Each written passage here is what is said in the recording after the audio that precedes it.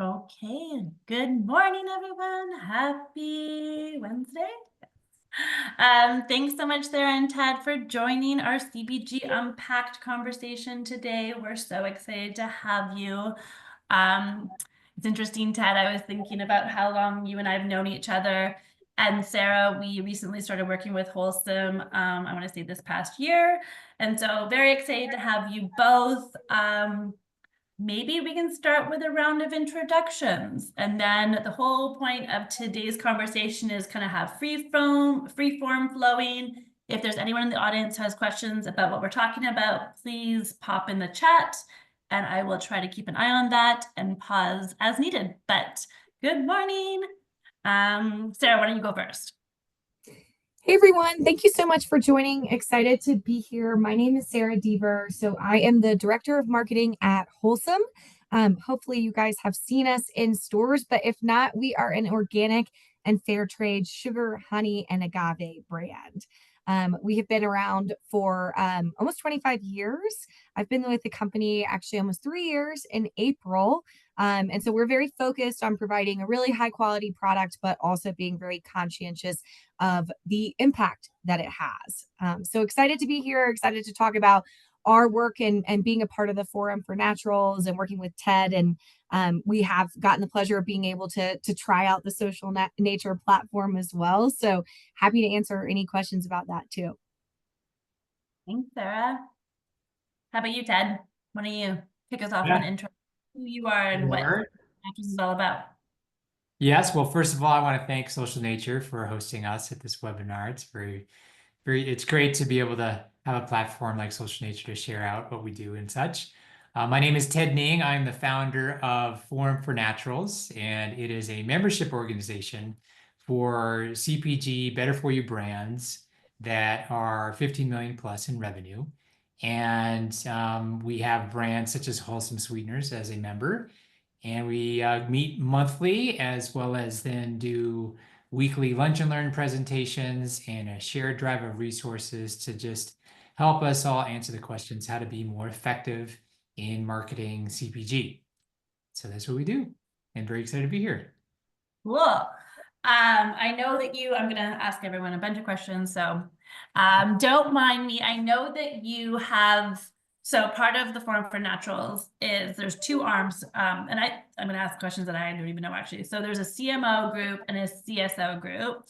Is there many individuals that are part of both groups? How do you see the crossover? Maybe help us understand what they stand for and some of the different initiatives that kind of fall within each bucket would be super helpful. Yeah, there are two different divisions as of today. We're working on a couple others. There's the marketing group, and then there's the sustainability group, not CSO, not to be confused with sales officers and such. Those are two different groups that are separate. And actually, Sara has been a part of both of those. So I'm going to pass actually Sara because she experienced both of those.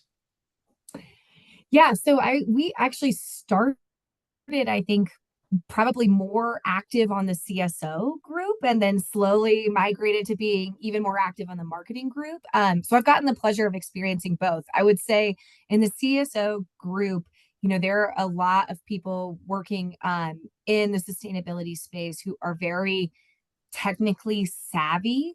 There's been a lot of push to really add frameworks and metrics and best practices to sustainability versus just kind of like we're making a big impact. So that was one of the things that I found really refreshing about the CSO group is you're connecting with people who are very active in like baselining carbon emissions for their organizations. But you're also connecting with people who are a little bit more like us that are kind of trying to answer the questions of like, how do we explain regenerative agriculture in an easier way to get across? So that has been really helpful, as we're kind of thinking more about our sustainability journey. We are thinking a little bit more about the role of packaging, which does require a bit more of like a technical, I think, perspective than I personally have. So I envision us kind of regrounding and reutilizing the CSO forum a little bit more because it's definitely going to be a bit of a new landscape. But then the marketing forum has, been such an asset for us. We're a very small and mighty marketing team, as I'm sure pretty much almost everybody says about their marketing team. But I really believe we are a small and mighty team. So there's really four of us working over four different brands. We don't have a CMO in our organization. And I think what we were finding is that we were really seeking, again, those like best practices, but also just collaboration and friendship and ideas and inspiration of how do we think about truly being consumer focused organizations. When you're a small company, it's very easy to get in caught up in so much of just the like, how do we commercialize products, how do we supply products. We have this push pull of like our customers, our retailers, but we are consumer packaged goods. So there's always kind of not competing priorities, but different priorities. And so sometimes the marketing and the consumer centricness kind of falls to the wayside, but being part of collaborative groups and being able to work together and get ideas and just have fresh thinking has been really helpful for us. We otherwise wouldn't really have that as part of our organization on its own. Yeah, I love that. It's interesting because I just came back from Fancy Foods where I was presenting with Range Meat and Spins.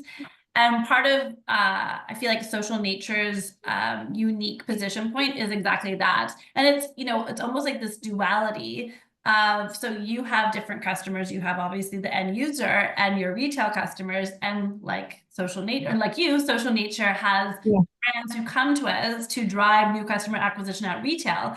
And then we have a community of a million natural shoppers who's like, hey, I want these products. And like, it is always this interesting duality where I always think of it as a matchmaking game where we are just trying to reconcile these two pieces. So I love that. And going back to like the sustainability piece, one of the coolest things I've noticed in CPG, I came from the nonprofit world, and I feel like, Ted, you've had a lot of kind of tentacles in nonprofit as well. It's really cool to see this come full circle where sustainability is becoming like the real forefront in CPG, which feels pretty fresh take on it. It's not good enough just to be certified organic these days. You really have to have that full circle supply chain story.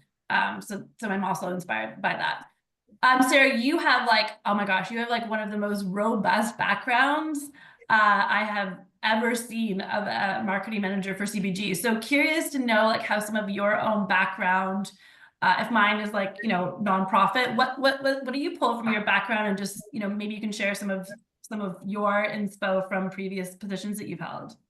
Sure. So I started out my career in the agency side of things. I was doing traditional PR, like dialing for dollars, and issues management and all of that fun stuff. I have been on many calls with reporters, which was really exciting, but also very stressful.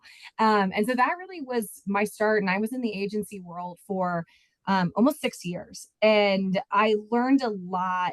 It was really where I cut my teeth in being like, very much a communicator.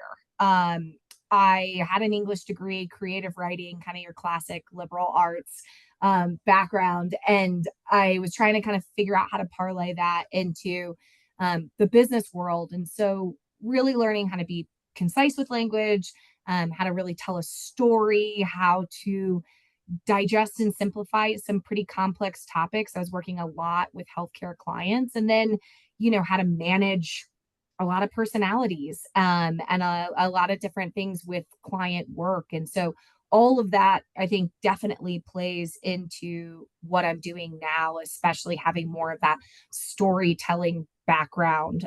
When we're doing kind of our creative work or our campaign work, that's really like a passion point of mine, and something that's really exciting to be able to see and to bring that into my current career. But I was very passionate about the idea of impact in the for-profit space. But I knew that I didn't want to be just doing it from a communication standpoint. I wanted to be involved in like, how do we develop products that are thinking more about their impact in the world? How do we talk to like our finance team about that? How do we speak the language of an organization where sustainability and impact is in every single piece? So I went to business school. and thought, at least if I know what a P&L looks like, that'll help me make the case for doing business differently. And exactly to your point, Ashley, I fell into food and natural food because it is such a important intersection behind the just sustainability need of rethinking our agricultural systems differently with the impacts of climate change, and also a consumer interest. Consumers are thinking much more about where their food comes from and how it's sourced and what's in it and all those things. So it was really prime for being a business case for purpose and a business case for sustainability. And so I did my MBA internship at Honest Tea, with Seth Goldman, who's a big, founder in the industry. They were owned by Coca-Cola at the time, and really focused on mission impact. And then I went to Stonyfield, and worked there on the kids and the baby brand for several years, before doing a brief stint at Charlotte's Web, a CBD company, and then moving into Wholesome. And so I've been fortunate that I've been able to work just in very businesses that are very connected to their supply chain, businesses that are really trying to reach better for you consumers. And how do you tell the story of, like we always say, like the dual value proposition, the what's in it for me and what's in it for we? Because if we don't deliver on being a great brown sugar that works in your pie when you're going to take it to your family holiday, then we're not going to be able to make the impact on farmers' lives and on agricultural practices. And, without the end product, we wouldn't have the need for the sourcing relationships that we do. So that's been my passion point. It's been what I've tried to focus, and it shows up in a lot of ways of, like, how do we develop products? How do we market those products? How do we think about our business? How do we think about what we do as a company? I love that. And I'm always so awestruck with how small of a world it is, because Ted, when you and I first met, it was at the Social Venture Network, in which Ted was the executive director. Seth was there, and all weekend we were drinking on his tea. So funny. That's when Ted and I first met, and have also bumped up against each other during Natch.com and other initiatives that you've run, Ted. But I would love to know, from your perspective, what was the journey to Forum for Naturals? Because I feel like it wasn't always just CPG, correct? Correct. It's been, there's a lot of people who've got a social profile, and the trajectory goes like a nice steady hill, or even a hockey stick. I don't believe that. At least that's not something that I've experienced. It's more of a ball of twine is what it is. And I've had a lot of different ups and downs, and initially cut my teeth crafting a concept called LOHAS, which is an acronym of Lifestyles of Health and Sustainability. And it really was one of the first psychographic identifiers for the conscious consumer market back in the 2000s. And these people are willing to spend up to a 20% premium on brands that are values aligned. So Honest Tea, Stonyfield, other brands that we all know that are dear to our hearts because their values are very similar to what we want and stand for, then we pay the premium for them. And a lot of them are that way. So I did that for about 13 years, and did market insights, ran events, did a magazine and websites and such, and then did other things as well. So I moved from that to heading Social Venture Network, to running the oldest spiritual bookstore in LA called the Bodhi Tree, to consulting and all of these different kinds of things, just because I'm always a curious person anyway. And then developed a concept called NatchCom, that was an event in Boulder, bringing CPG brands together with digital to understand omni-channel marketing. And that's where Social Nature and I intersected once more, and that was gaining traction. And then COVID came along, kicked it to the curb. So, but I chose to stay in touch with a lot of people who were at that event, and just checking in during COVID, just saying, how are you doing? What's going on? And people had challenges, particularly the marketers who I was reaching out to. And they were saying, like, my product is in retail and I have no e-com. or everyone is buying from me and my supply chain's a mess and I don't have any product, or I'm trying to manage my team through this Zoom thing and my kid, my dog, and my spouse are in my face. What do I do? So it started out as a marketing therapy session and then evolved to now becoming a membership. And that's what created the Forum for Naturals. It wasn't something that was a aha moment at all. It was just me listening to what people wanted. I love that.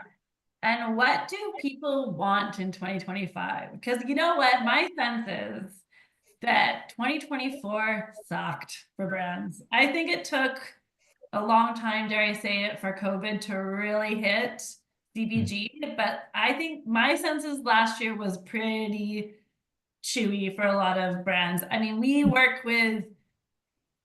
Social Nature tends to work with like big challenger brands, and those challenger brands had never been so challenged from my takeaway. So I'm curious, like, do we feel like what are we kind of hopeful for 2025? Do we feel like that kind of like weedy kind of like slog is over? What's our predictions for 2025 as it relates to, marketing and sustainability initiatives? You want to tackle that one, Ed, sir? you want to take lead? Well, there's a lot. I think there's a lot to unpack there. I think in the last few years, what I've seen is a real switch in tactics. I think a lot with investors and founders and such, it went from growth mode to profitability mode. And so with that is an extreme change in strategy.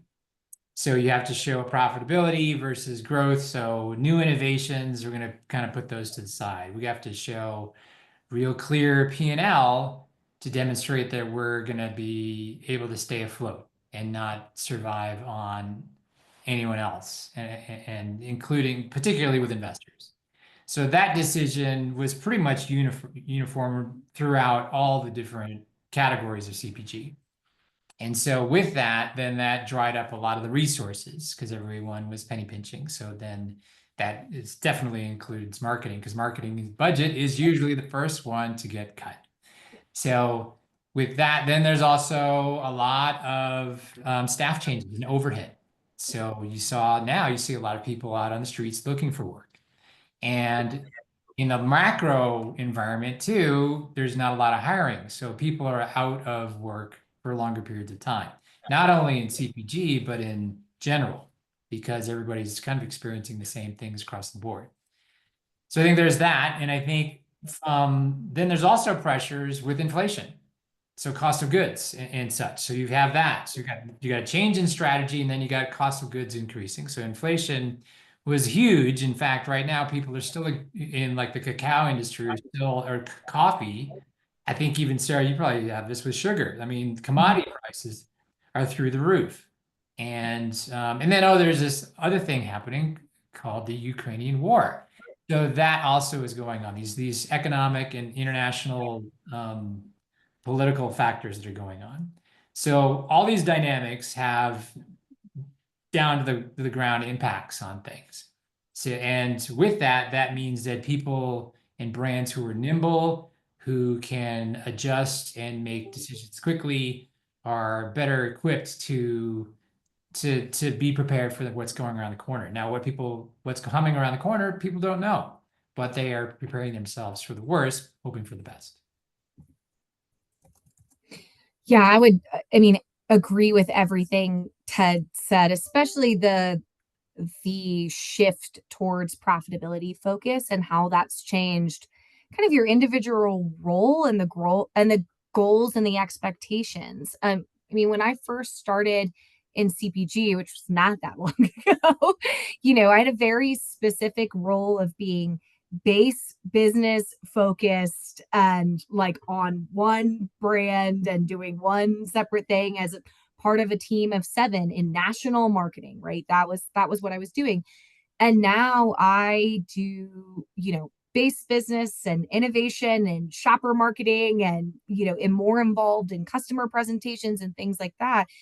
Everyone is having to wear a lot of different hats, and a lot of hats that you don't always know what to wear. I mean, that has been for us one of the things that we've used in the forum a lot is, the shopper marketing subject matter experts, because shopper marketing falls on our plate. It's a huge driver. I mean, retailers want to know, what are you going to do for them? How are you going to invest?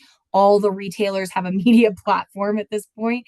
But so how do you do that in a smart way, right? You don't want to just be throwing dollars at a retail. You want to be able to really move the needle and reach shoppers in the way and with the messages that you want. And so if you're just coming into shopper marketing and you've never really done it on your own, you're coming from places where there are whole teams that this is what they do, or whole agencies that this is what they do. That can be very overwhelming. So I think that the collaboration is so critical in this environment of having to wear multiple hats. I would say the positive things that we're seeing, or the trends that I think are exciting, is I do think we're in a phase of kind of like the simplification of food. People do want to know where their products are coming from. They want few ingredients. There is a willingness, even with inflation, to pay a little bit more for stuff that they can trust. There that's not necessarily for everybody, but there is, an idea of this real recognizable, simple, from nature kind of focus that is coming back into the fold, and hopefully going to add a bit of fire to the natural products industry. There's exciting stuff, and that people are just becoming more bold in the way that they're thinking about food. I know we, especially as a baking brand, like coming off of COVID, it was like, is anyone ever going to bake as much as they're baking right now? And I personally don't bake as much bread as I did, but people are still baking, people are still cooking, they're experimenting with flavors, they're thinking more about international flavors. We see a ton of that. So I think that we are going I think we are on the upswing. I think you are going to see more innovation out of the industry. We have the big Expo West trade show coming up in a month. I have a feeling there's going to be more innovation than we saw last year, but I think it is going to be very food forward, very recognizable ingredients. Very much getting back to kind of the heart of things, and being a pretty food centric show is my guess. Now we'll see. There's also so much going on, obviously, like with weight loss and people thinking about that in different ways. And there's been phases where, everything it felt like was keto, or everything it felt like was paleo and things like that. It's hard to know what kind of dietary trends are, but I think you'll see pretty clean labels is what I'm guessing, and pushes on bolder flavor exploration. Yeah, I love that. Just to speak to the kind of the shopper marketing challenge for a lot of brands, because I think that's just it, is I think when you go from growth to profitability, even good news to a brand can feel very stressful on a shopper marketer's job, because it's like, oh, yay, we got into 3 additional retailers and we grew our ACV by 1,000 doors, but my budget hasn't changed. And the amount of times because I've been doing this for 10 years now, interesting enough, I still take sales calls, and I love doing that because the challenges never get old and they continue to evolve. But one of the biggest pieces of advice that has changed between myself and brands is, having 30,000 doors is very overwhelming. You do not have the budget to support 30,000 doors. I promise you that. You need to, at some point, move your budget away from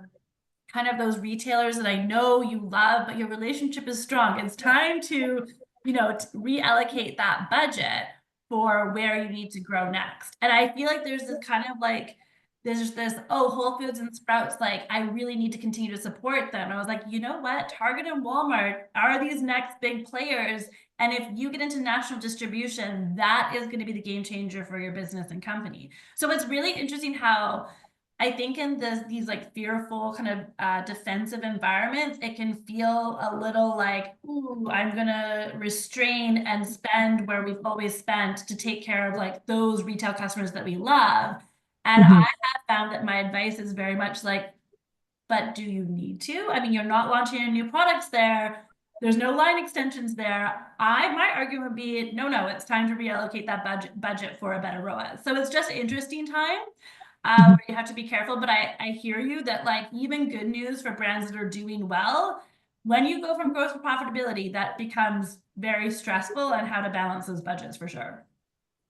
Yeah, we like jokingly sometimes call it ruthless prioritization. We use a lot of like we're all going to hold hands, like all those terrible corporate language, but it is kind of like making when you're lean, when you're in an environment that we've been in, you have to make the choices that you can manage from a resource standpoint and that are going to really move the needle. And the hope is that we will get to a place where we have more, where we can do more with but we've had to learn to do more with less, and that I think makes you a stronger marketer. It's exactly what you're saying, Ashley. It's like, do we that's a hard conversation to have with a customer. It's a hard conversation to have with sales team is, do we need to support our core business? But if that's not where the growth is coming from, and there's kind of must win choices you've got to make, you know, that's what you've got to kind of build the confidence to do. And not every retailer media platform is able and set up to do the marketing job you need it to do. So for us, like we are not a sale brand. Like it is great when we run promotions, but that is not really what's going to get people into Wholesome. It's not what's going to keep people in Wholesome. It's not what's going to make them stop at the shelf. Like the fact of the matter is we're always going to be more expensive, even on sale, than some of our competitors. So we have to be able to have vehicles to really do the work of why in the upfront. We can't just rely on the 3 seconds at the shelf.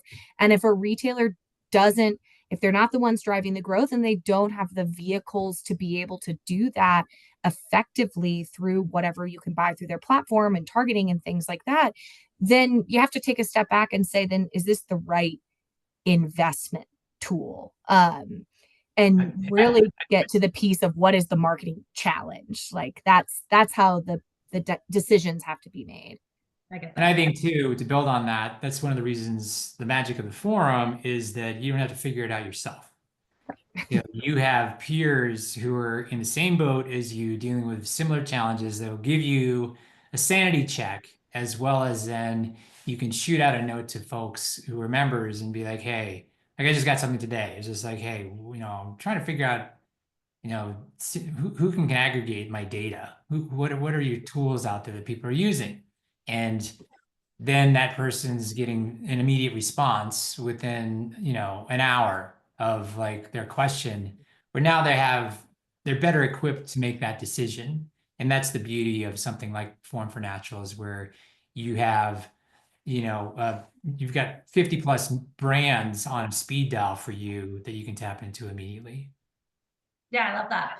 So I have a question asked a little bit differently then. So as we're moving into 2025 initiative, because I feel like there is more hope this year, which I'm very excited about. I mean, I'm always a big fan of January. It just feels like the reset. It feels like, okay, we can do this. We have an entire, I guess, 11 months ahead of us. What are we doing more and less of in 2025? More or less of in 2025? Sarah, you go first this time. I'd say less of spreading ourselves too thin. It doesn't help to put $5,000 here, $5,000 here, across 20 different things, even, it's just not going to move the needle. And so that I would say we're doing less of spreading ourselves across more than what we can manage and more than what we can do well. And more of, I think we are doing more of thinking about what we can really do for consumers. What are we really bringing them? What do they really need? Not just like what is like our great idea or what, like how do we really refocus on the consumer of today and where they're shopping and what price points they want to hit and what they're interested in and what makes them feel good when they're purchasing, and how do we make that as simple and clear and possible in what we're offering. So I think that's, more of that focus. And I think you'll see that in core based business. I think you'll see that in innovation too. It's always challenging with innovation because you can't have the fear of failure, but you don't also want to be feeling like you're just throwing like spaghetti at the wall kind of thing. So how do you balance that by coming out with something that is going to solve a need, is going to have a reason for being, is going to have something that really delivers on like the quality that consumers expect, but isn't a me too, and isn't, that you're willing to give it time to like invest in the market. I think too, on that is it's an opportunity for for brands to really lean into their value prop. Yeah. Right now, you're getting cornered by a variety of things, whether it's inflation, whether it's private label, whether it's customers trading down, Smith's customers going to Walmart's, those kinds of things, Whole Foods going to Sprouts. So making sure that you know who you are is really important and what you stand for. And Mhm. making sure that you communicate that effectively to your customer. So if your customer understands that, that'll influence the buyer. And then and you're looking for this long tail effect. It does take time, but it's a slow and steady, focused approach that if you can do this, then the buyer pays attention, especially if customers are asking for your products and you've got your fanatics, you've got your super fans. So leaning into your fans as more ambassadors for your brand. It's an inexpensive way to do it, and it could also provide a lot of creative ideas out of that if you ask them, Mhm. because they come up with some great ideas that you may not know otherwise. I think those are some real powerful opportunities. And I Yeah. would just say, sorry, one thing to what Ted said is like we operate in a short-term gains industry, right? We're operating in the question of like, what are you turning a week? What did you do in the first 6 months of this distribution game? For those that are in public companies, what did you do in this quarter? But if we were only operating in that space, then we'd probably all be running like private label brands. But there is a role of brand in this industry very much still, but that is a long-term play. That is a long-term investment. It's a long-term work. It's a long-term payoff. So that balancing of recognizing that we're operating in a short-term world that is strengthened by long-term vision, and being able to keep focus on that and work in an organization with those two competing priorities. I think that's, as you move out of a space of just trying to get costs down and trying to manage your bottom line and everything, that is where that balance starts coming back into play, and where you do have to have that vision and set yourself up for the next few years. Yeah, I couldn't agree more. One of the interesting things that I've been noticing is, the really strategic brands. I think, years ago it was, 6 to 10 new products launching every year. They were like entirely new categories, incremental growth, blah, blah, blah, blah, blah. So much pressure. Well, that's really expensive, really risky, and you're continuously pitching new things, hoping for new shelf space. I think we can all agree that that's not the market we're in.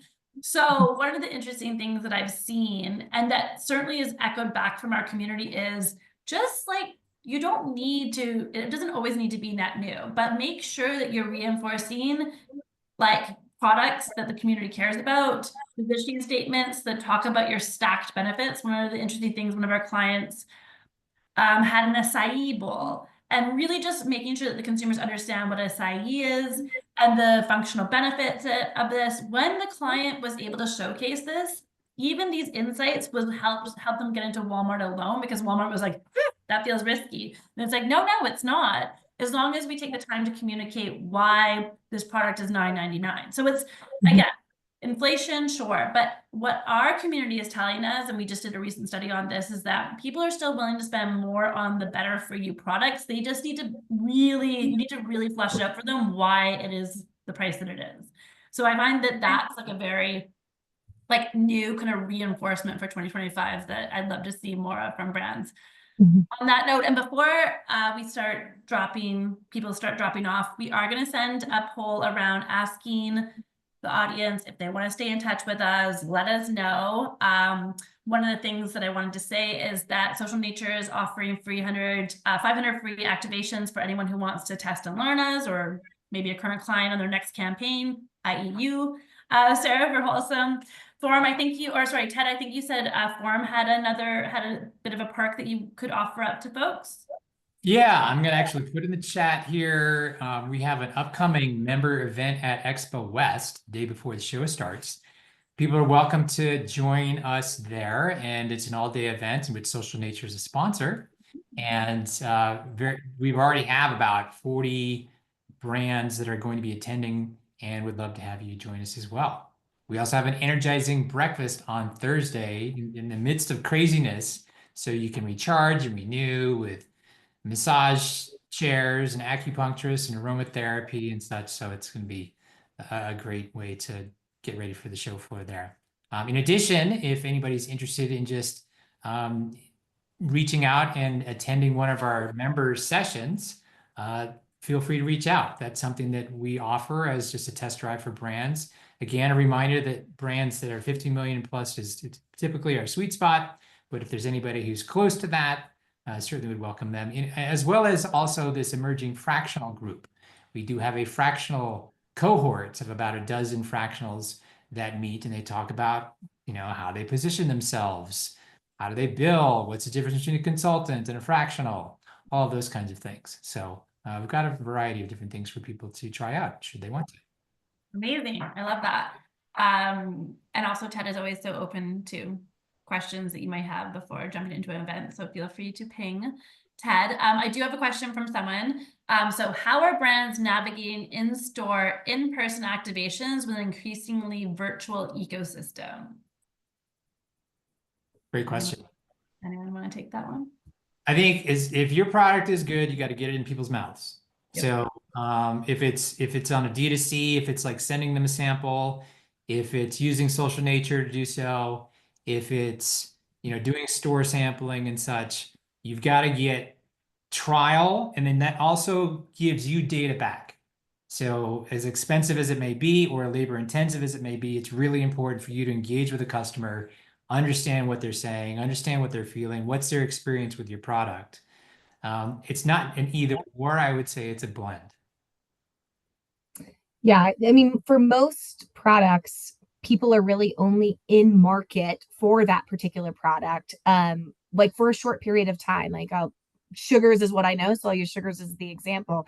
But a lot of people, they buy their sugar going into Thanksgiving, and that's the sugar that's probably going to last them through the holiday season. They might do one more restock in the summer or something for a 4th of July cake, but generally there's only a small period of time that you're really thinking about buying sugar.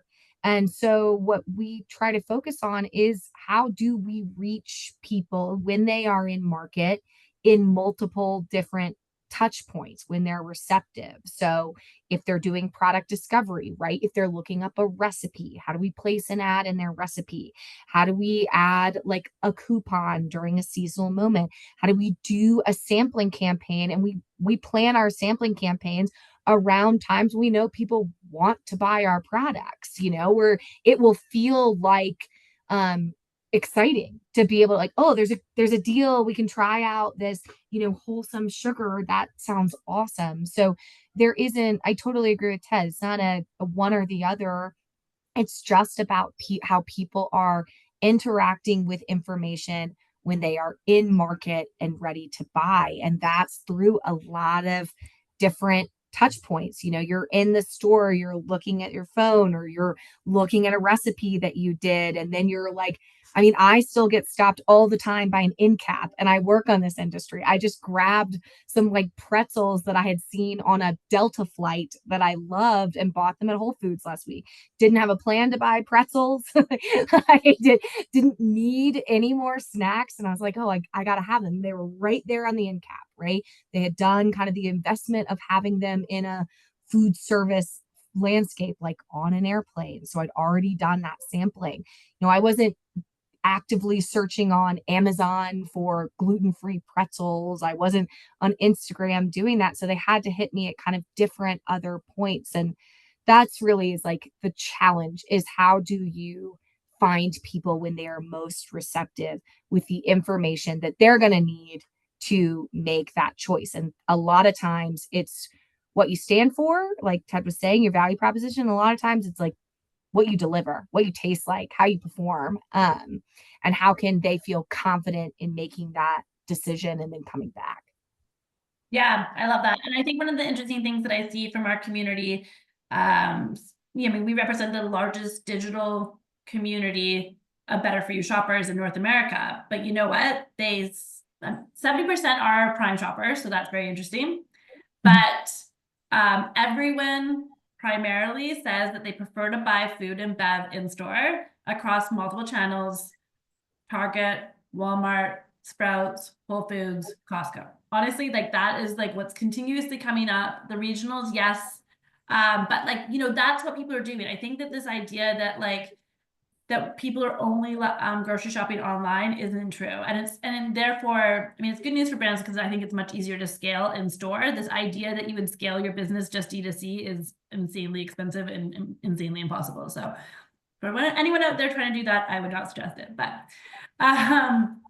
thank you so much to both of you for your time today. I think this has been like such a wonderful, fruitful conversation. And hopefully there was a lot of takeaways for the brands. And I think there's some agencies and consultants that also joined today. So thanks so much for your time. And you have a wonderful rest of your day. We'll see you at Expo. Yes. Thank you so Yeah. much, Ashley. Thank Really you, appreciate it. Ashley. Thanks, Ted. Appreciate being Yeah, a part of thanks, this. Steph. This was awesome. We'll see you all soon. Take care.